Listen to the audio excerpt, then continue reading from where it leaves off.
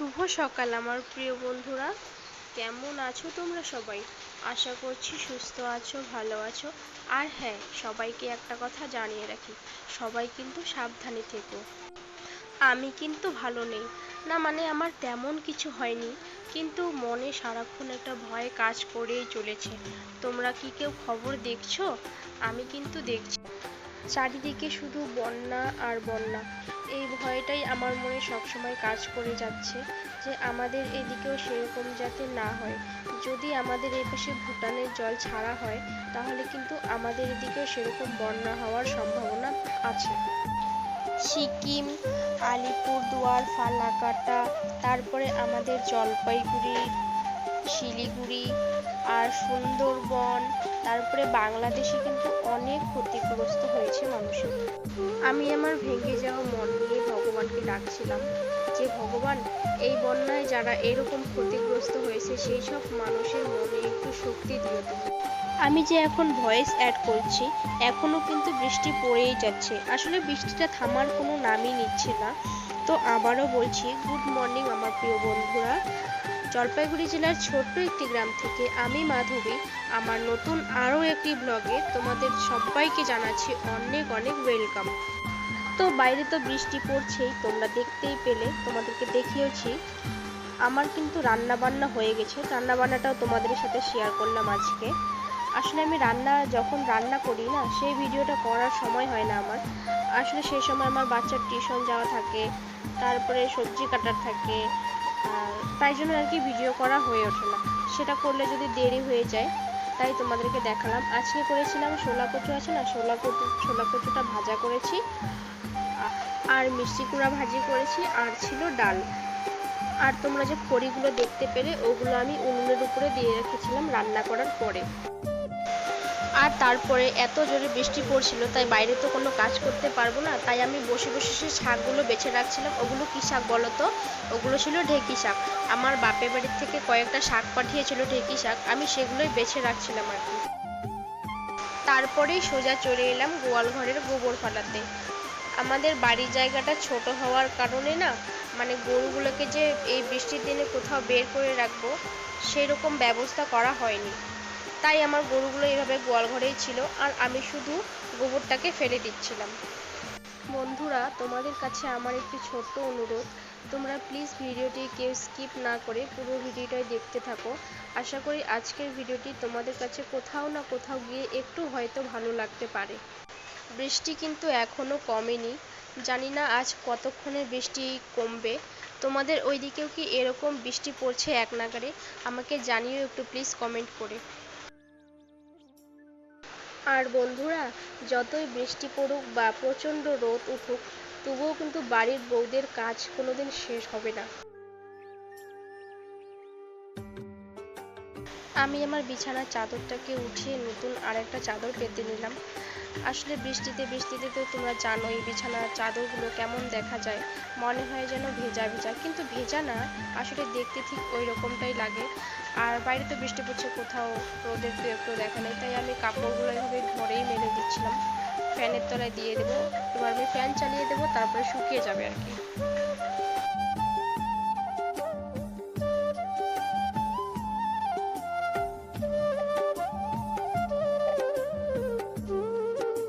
আজ দিনটা হচ্ছে বৃহস্পতিবার, আর আমাদের এই পাশে একটা ফলওয়ালা কাকু আসে, আমি সেখান থেকে নিয়ে নিয়েছিলাম 1 কেজি আম।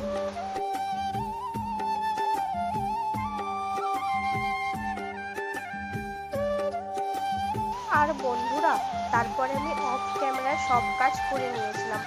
আসলে অনেকটাই দেরি হয়ে গেছিলো, আর কাজগুলো পরে আর হচ্ছিল না, তাই আমি অফ ক্যামেরায় সব কাজ করে নিয়ে এই যে যখন কাপড় কাচতে এসেছিলাম তখন একটু ভিডিও করেছিলাম।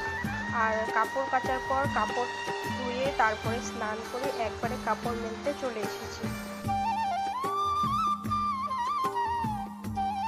বৃষ্টি হয়েছে জন্য চারিদিকটা দেখো কি সুন্দর সবুজে সবুজ হয়ে আছে।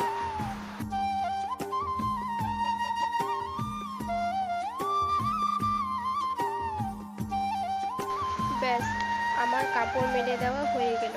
এবার আমি চলে এলাম লক্ষ্মী বউয়ের মতো ঠাকুর পুজো দিতে। আজ যেহেতু বৃহস্পতিবার, তাই ঠাকুরটা আমাকে দিতে হবে।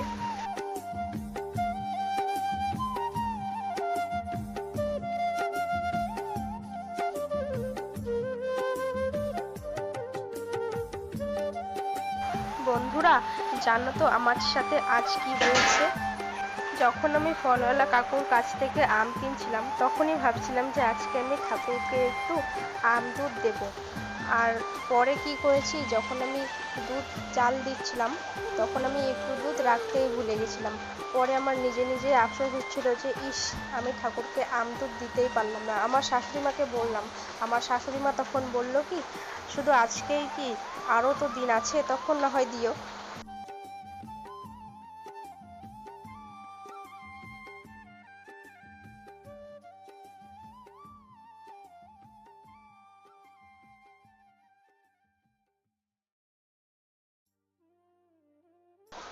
এই গরিবের ঘরে মা লক্ষ্মী ঠিক আমাদেরকে যেভাবেই রেখেছে, আমরাও কিন্তু মা লক্ষ্মীকে ঠিক এভাবেই রেখেছি।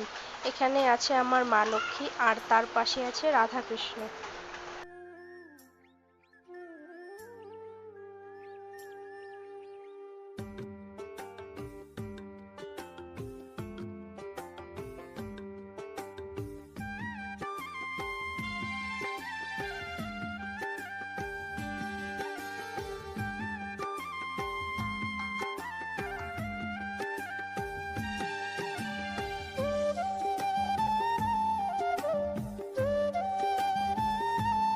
তোমাদের অসংখ্য অসংখ্য ধন্যবাদ বন্ধুরা, তোমরা এখন পর্যন্ত আমার ভিডিওটি দেখতে আছো।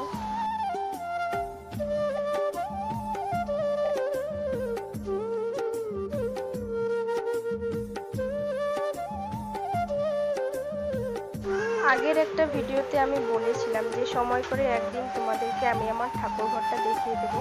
তো আজই হচ্ছে সেই দিন আমার ঠাকুর ঘর দেখানোর। তো তোমরা দেখে নাও আমার ঠাকুরগুলি। তার আগেই বলে রাখি, আমরা কিন্তু রাজবংশী, আর আমাদের রাজবংশীদের এরকমই ঠাকুর হয়। আমার রাজবংশী বন্ধুরা কমেন্ট বক্সে কিছু লিখে যেও, দেখে আমারও ভালো লাগবে।